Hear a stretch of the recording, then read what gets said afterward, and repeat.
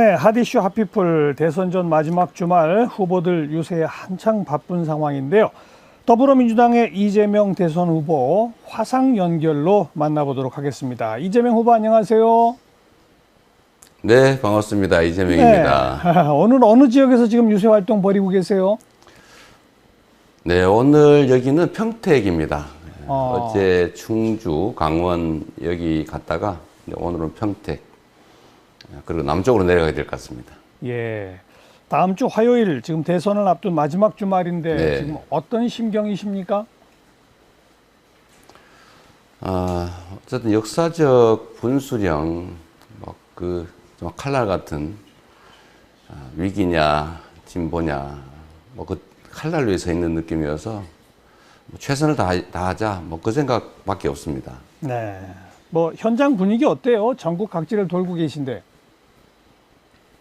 그 정치인들이 빠지는 착각 중에 그런 게 있는데 분위기가 좋지요. 왜냐하면 다 지지하는 사람들만 모이니까요.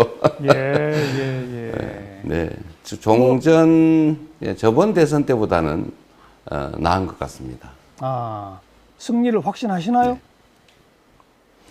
아니요, 전혀 그렇지 않습니다. 이 선거는 어느 순간에 어떻게 될지 알 수가 없기 때문에 최선을 다해야 되고 마지막 순간까지, 또 혹시라도 교만하거나 또는 자만하거나 이렇게 되면 우리 국민들께서 그 점을 또 바로 캐치하시기 때문에 낮은 자세로 마지막 순간까지 정말 최선을 다해야 됩니다. 네. 저를 포함해서 우리 캠프에 또 우리 지지자들, 당원들도 똑같은 마음으로 정말 죽을 힘을 다하고 있습니다.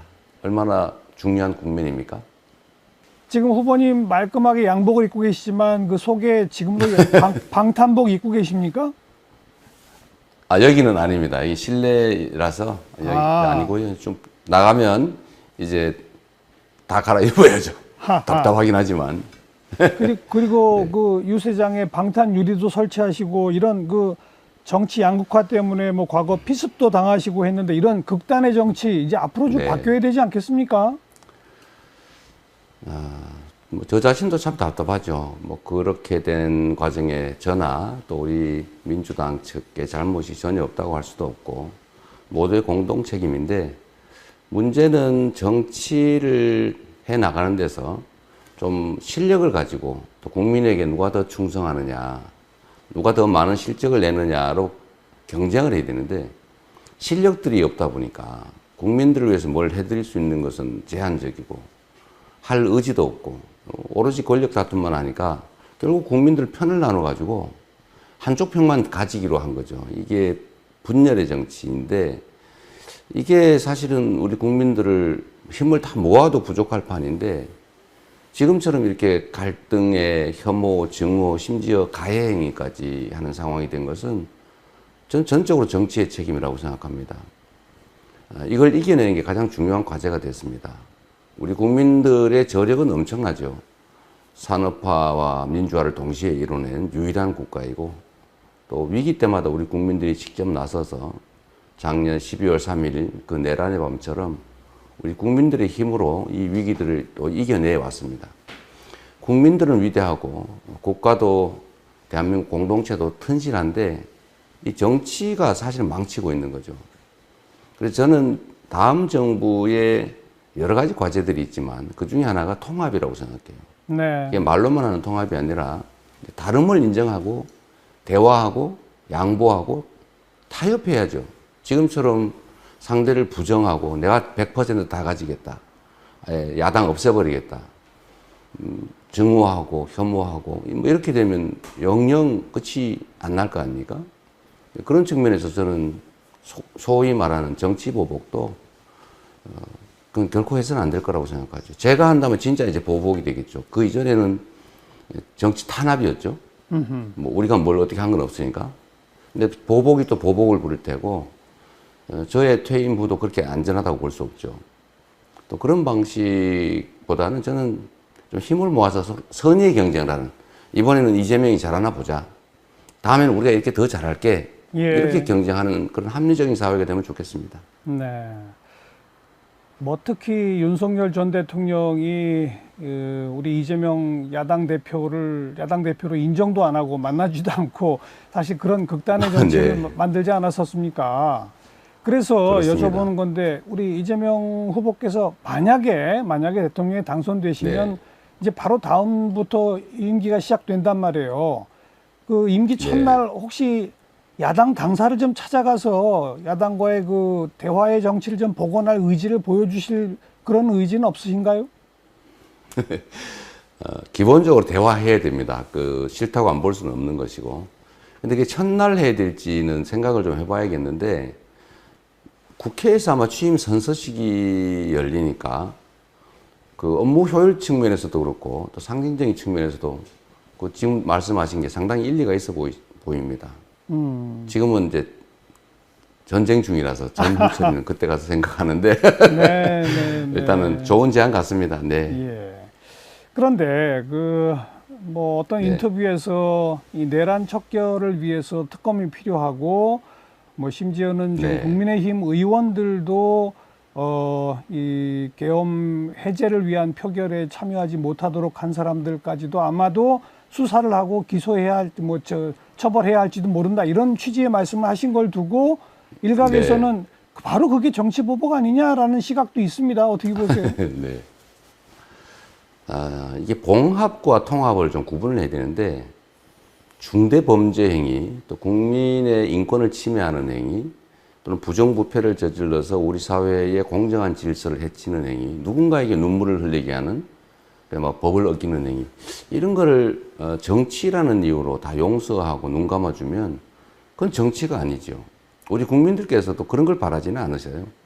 정치 보복이라고 하는 게 안 해도 될 일을 굳이 정치적 이유로 저질러서 상대를 가해하는 걸 말하지 않겠습니까? 그런데 대한민국의 헌정 질서를 통째로 파괴하고 국민에게 총구를 들이대고 국회를 사실상 해산시키고 임시 입법기구 만들려고 하는 그런 대한민국 헌정 질서를 통째로 부정하는 그야말로 역사적 국가적 범죄 아닙니까? 이런 거를 정치적 상대가 그런 범죄를 저질렀다는 이유로 그걸 그냥 눈 감고 넘어간다.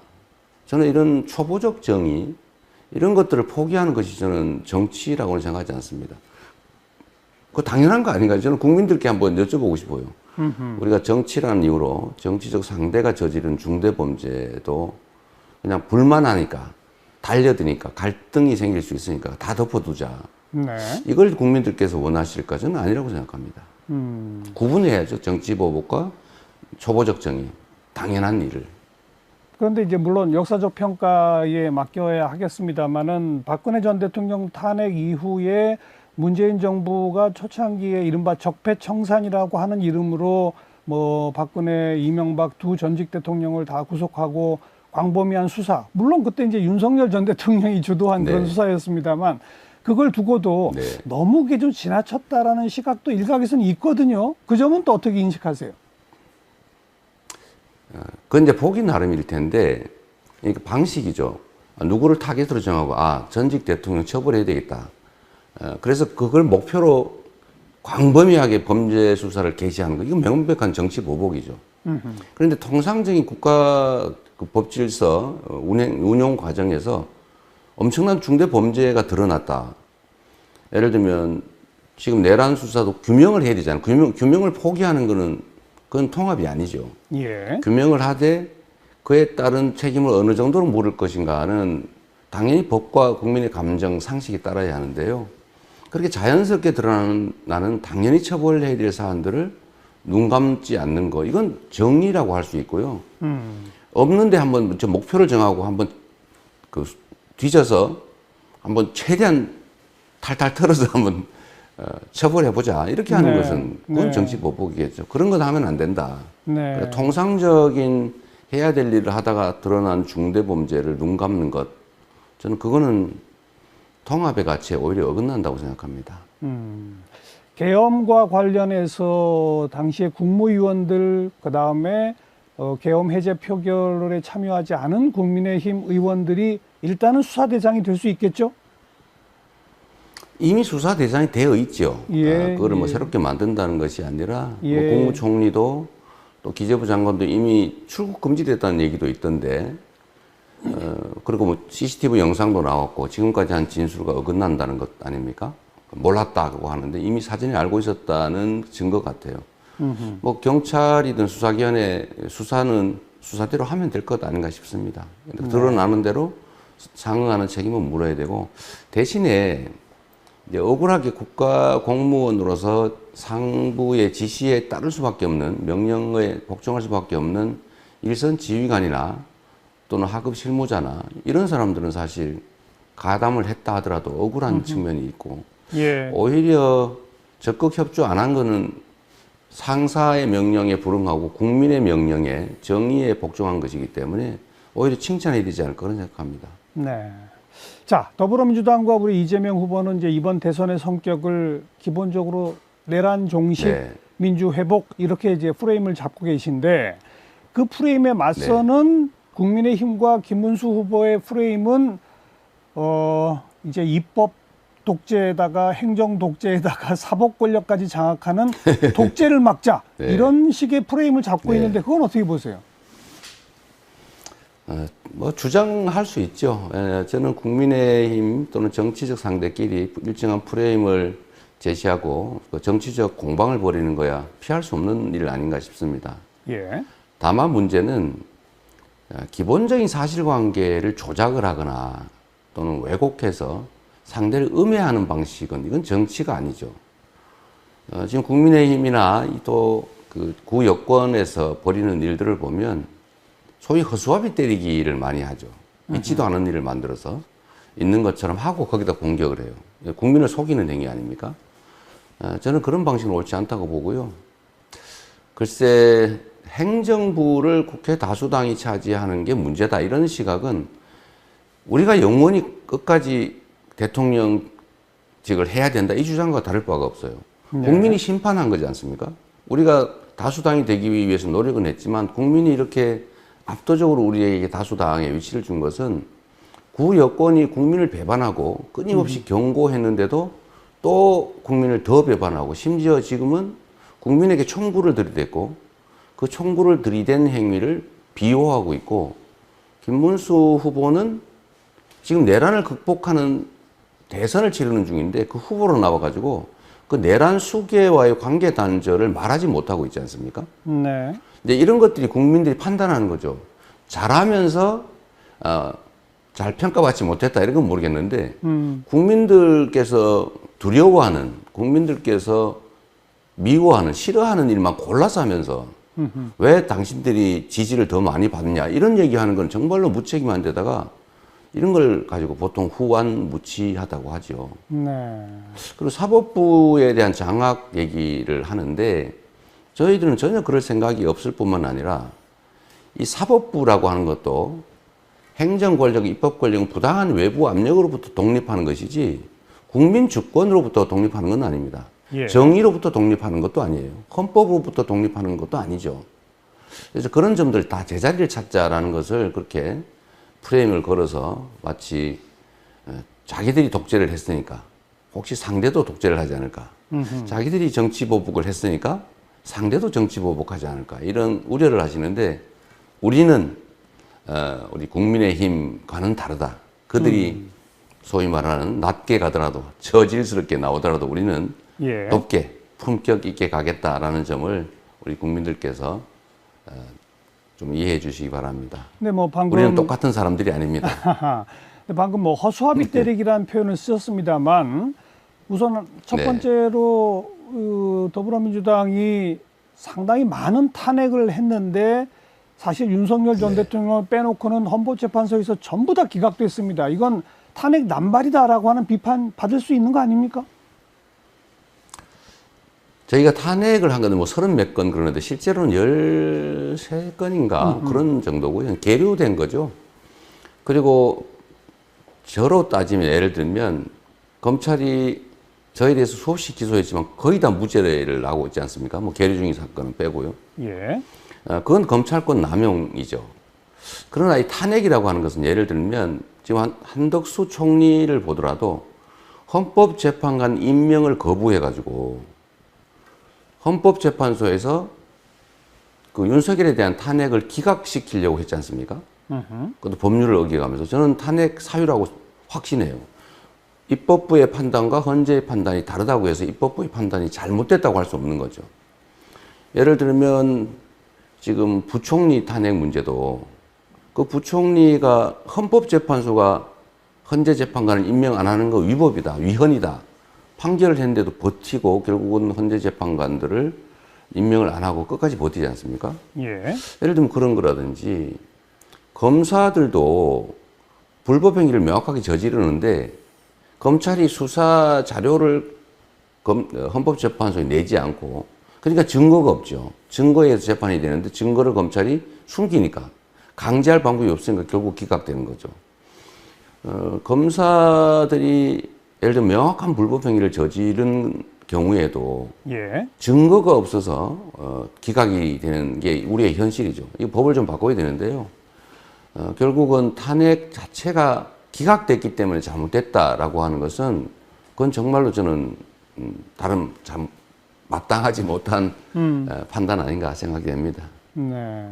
그리고 뭐 대법원의 파기환송 그 선거법에 대한 유죄 취지의 파기환송 아주 이례적으로 네. 매우 빠르게 나와서 법원 내에서도 물론 비판 소리가 있습니다만 그거에 네. 대응하는 민주당의 어떤 행동들에 대해서 뭐 대법관도 대법원장도 탄핵해보자, 뭐 청문회도 하자, 대법관 수를 늘리자, 심지어 비법조인도 대법관으로 임명하자 이런 등등의 여러 행동들이 있었는데 그것이 사법 장악을 위한 일종의 독재적 시도 아니냐라는 비판도 있을 수는 있는 거 아닙니까? 물론이죠. 뭐 그런 지적 충분히 가능하고 또 사물에 대한 시각이나 판단은 다 다를 수 있기 때문에 우리의 판단만이 옳다 이렇게 주장하면 당연히 안 됩니다. 그런데 말씀하신 것 중에 한두 개를 좀 지적해 보자면 예. 헌법이나 정의, 국민 주권 의지에 반하는 법원의 판결을 보호하지는 않습니다. 그건 범죄 행위거든요. 예를 들면 현재 대법관 숫자가 부족해가지고 뭐 독일이나 프랑스는 100명이 넘지 않습니까? 네. 지금 민사재판의 73%는 기록을 보지 않고 기각해버려요. 사실상 네. 3심제가 보장이 안 되고 있습니다. 이번 사건을 보더라도 이틀 만에 6만 쪽 증거 기록, 공판 기록을 보고 판결했다고 믿을 수 없죠. 실제로 안 봤다고 지금 인정하고 있는데 기록을 보지 않고 재판을 해버린다든지 기존에 했던 판결과 완전히 어긋나는 판결을 판례 변경도 하지 않고 마음대로 판단해버린다든지 이런 건 있을 수가 없는 일이죠. 정치에 개입하는 것이 명백합니다. 이런 점에 대해서 지적하는 것은 너무 당연하고 재판관 증언은 법원 내에서도 그 대법관들만 빼고 예. 대부분의 법관들이 원하는 바예요. 네. 예. 이런 걸 가지고 사법 탄압이라든지 이렇게 주장하는 것은 좀 지나치다. 그리고 또 한 가지 제 말씀을 좀 드리면 네. 그런 오해들 때문에 제가 다 보류시켜 놨어요. 이제 더 이상 하지 말자. 예. 사법 논란은 하지 말고 예. 신중한 논의를 거쳐서 해야 되니까 중단하라고 제가 지시했고요. 지금은 그런 뭐 움직임이 실제로 없는 거니까 그걸 가지고 마치 저희가 사법부를 공격하는 것처럼 허수아비를 만들고 공격하는 건 옳지 않다. 그 말씀 한번 드립니다. 근데 해야 할 일인데 일단 유보하면 언제 합니까? 네. 언제 합니까? 결국은? 국민적 논의를 거쳐야죠. 지금 해야 될 일이 참 산더미 아닙니까? 예를 들면 검찰 개혁이나 또 사법이 국민에게 정의에 봉사하는 제대로 된 사법으로 가는 건 당연히 해야 될 일인데 예. 순서로 따지면 민생 회복, 경제 회복이 제일 급선무입니다. 물론 이 내란 극복은 그건 당연히 말할 필요도 없는 것이고요. 그러나 검찰 개혁이나 사법 개혁이나 이런 것들은 약간 여유도 있고 그게 또 새로운 갈등을 불러서 예. 민생 개혁에 도움이 되지 않은 상황이 되는 건 바람직하지 않죠. 그래서 조금 여유를 가지고 알겠습니다. 국민적 논의를 거쳐서 해야 네. 되겠죠. 세 차례 TV 토론했습니다만 뭐 워낙 네거티브 공세들이 많아가지고 네. 뭐 정작 하고 싶었던 말씀을 못 하셨다고 하는 그런 느낌들이 있는데 정말 TV 토론에서 네. 우리 이재명 후보가 하고 싶었던 얘기는 뭐였습니까? 저는 당연히 이 나라를 어떻게 만들 것인지, 다른 후보가 잘할 것인지, 제가 잘할 것인지. 저는 이런 실적을 가지고 있다. 그러니까 앞으로도 잘할 증거 아니냐. 이런 논쟁을 하고 싶었죠, 당연히. 네. 그런데 이게 완전히 진흙탕이 돼가지고, 그 이미 다 지나간 일이거나 아니면 침소봉대한 허위 사실을 만들어서 마구 공격을 해서 사실 저라고 지적할 거나 할 말이 없었겠습니까? 네. 사실 더 심한 것들이 많죠. 좀 입에 담기도 좀 그런. 그러나 제가 그런 얘기를 해버리면 정말로 그들이 원하는 대로 진흙탕 싸움이 돼서 1, 2차는 참 많이 참았습니다. 그런데 그러다 보니까 좀 국민들께서 좀 무능한가? 왜 반격을 못하지? 예. 이러시는 것 같아서 3차에는 조금, 아주 조금 네. 그 반격을 했는데 지금 생각하면 그것도 하지 말 걸 그랬나 그런 생각이 들기도 하고요. 그 아까운 시간을 나는 이 나라를 이렇게 만들겠다. 경제 회생시키겠다. 민생 회복시키겠다. 국민들의 의사를 존중하는 나라 만들겠다. 통합해야 되겠다. 갈등, 혐오, 증오가 아니라 네. 차이를 인정하고 서로 존중하고 같이 가는 세상 만들겠다. 이런 얘기 정말 하고 싶었는데 네, 네. 정말 시간이 아까웠습니다. 예. 근데 뭐 제1과제가 민생 회복이고 경제 성장이고 그런데 지금 뭐 한국은행조차도 0%대 성장률 전망으로 좀 낮추고 있고 아주 심각하거든요. 이걸 좀 회복시킬 그렇습니다. 묘안이 솔직히 있습니까? 세상에는 묘안, 묘책 이런 거 잘 없죠. 예. 한방 이런 것도 없습니다. 그런 게 있으면 이미 다 했겠죠. 예. 그러나 해야 될 정말 산더미처럼 많은 일들이 있어요. 엄청나게 중대한 일, 사소해 보이지만 필요한 일들. 이 작은 일들, 필요한 일들을 최대한 빨리 많이 하는 게 정말로 중요합니다. 네. 그게 이제 콩알 먹듯이 실적으로 쌓이는 것이거든요. 우리 사회에 해야 될 거대한 의제들도 많죠. 저는 작아 보이는 일, 쉽게 할 수 있는 일부터 빨리 많이 하자가 주의예요.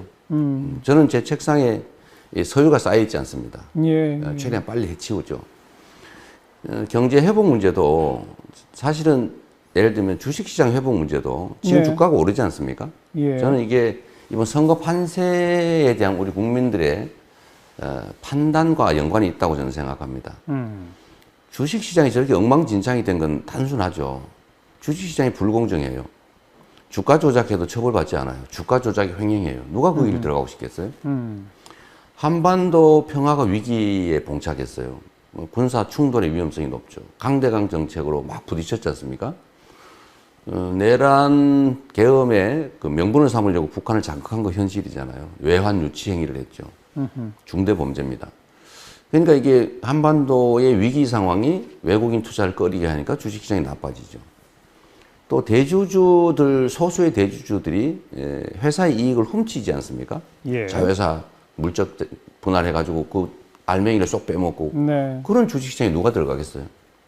또 한 가지 정부가 정책에 또는 산업 경제 정책의 내용을 정하고 방향을 제시한다면 그걸 밀고 나가는 걸 봐야 아 우리가 어디에 투자하겠다를 정하는데 지난 정부 3년간은 뭘 하겠다는 게 하나도 없었어요. 그냥 네. 방치했죠. 네. 심지어 우리가 가야 될 길 중에 하나가 재생에너지 산업인데 아리백 때문에 탄소 국경세 때문에 피할 수 없지 않습니까? 근데 그걸 탄압을 한단 말이에요. 근데 이렇게 하니까 엉망진창이 됐는데 이런 것만 교정을 해도 네. 예를 들어 남북 관계 개선을 위해서 노력한다는 시그널을 주고 산업 경제 정책의 방향을 제시하고 저희가 첨단 기술 산업, 재생에너지 관련 산업, 문화 산업에 집중하겠다. 예. 이런 방향을 제시해주고 불공정에 대해서 엄벌하겠다는 의지를 밝히고 실제 엄벌하고 불공정한 지배권 남용이 불가능하게 상법 개정 확실하게 해내고 하면 주가가 오를 수밖에 없거든요. 예. 예. 그러면 국민들의 자산이 늘어나잖아요. 이 경제가 회생되는 알겠습니다. 선순환하는 하나의 그 외에도 이렇게 해야 될 예, 일이 예. 많이 있다. 예. 네, 네.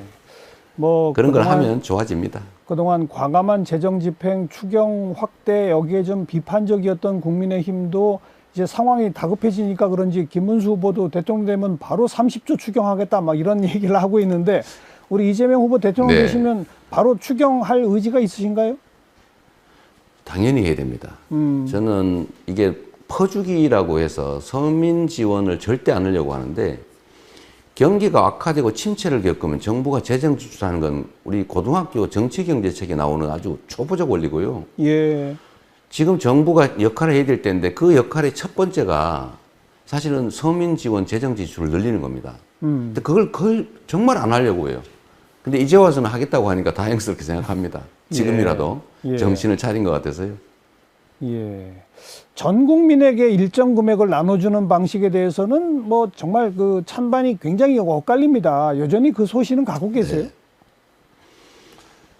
그거는 여러 가지 정책 방안 중에 하나죠. 뭐 그게 지금은 정확하게 얘기하면 소득 지원 정책이기보다는 그것은 수요 촉발을 위한 예. 내수 진작책이거든요. 소비 예. 쿠폰 공급인데 이거를 세금 많이 내는 사람을 제외하면 되겠느냐, 그 반사적 이익을. 이제 이 생각에서 한 일인데 소득 지원 정책과 소비 진작 정책은 좀 분류할 필요가 있고요. 지금은 소득 지원 정책을 한다면 당연히 차등 지원을 하는 게 맞고, 소비 진작 정책에 집중한다면 당연히 세금 많이 내는 사람을 배제하는 건 진짜 역차별이죠. 네. 이런 정책들 어떤 건 하고 어떤 건 안 하겠다가 아니고 믹스를 해야 됩니다. 재정 상황도 봐야 되고 지금 십몇 조씩 되는 돈을 과연 그렇게 할 수 있을 여력이 있는지도 저는 예. 지금은 좀 의문스러워서 예. 좀 상황을 봐가면서 알겠습니다. 규모나 방식이나 이런 걸, 대상이나 이런 걸 정하겠습니다.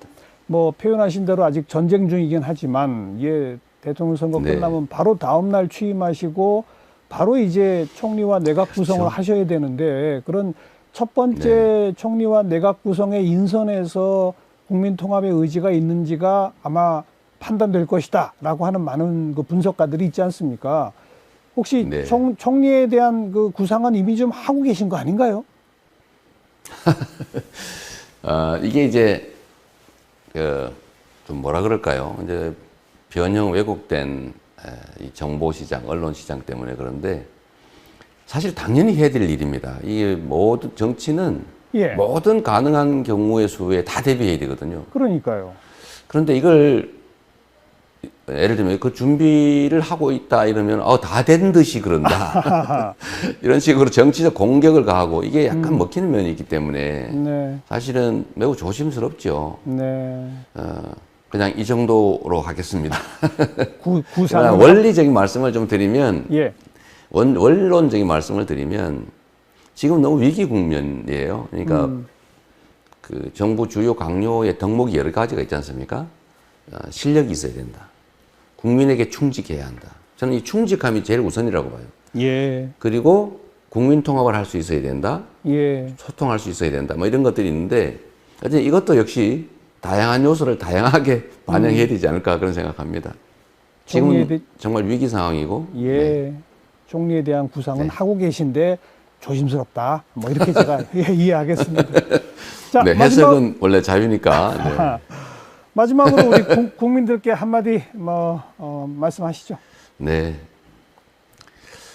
제가 이렇게 웃고 말씀을 드리지만 이 나라 상황이 참으로 위중합니다. 역사적 분수령 위에 서 있죠.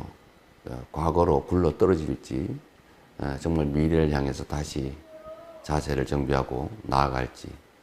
우리는 너무 많은 것들이 망가졌습니다. 경제, 민생, 안보, 국격, 민주주의 다 무너졌죠.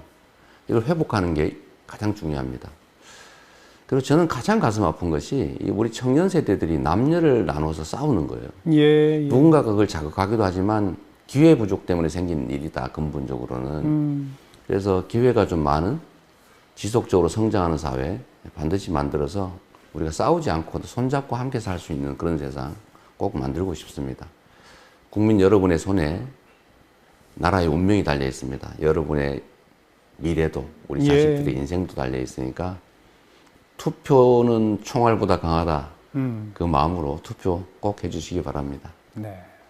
마지막까지 최선을 다하셔서 당선되시기 네. 바라겠습니다. 오늘 고맙습니다.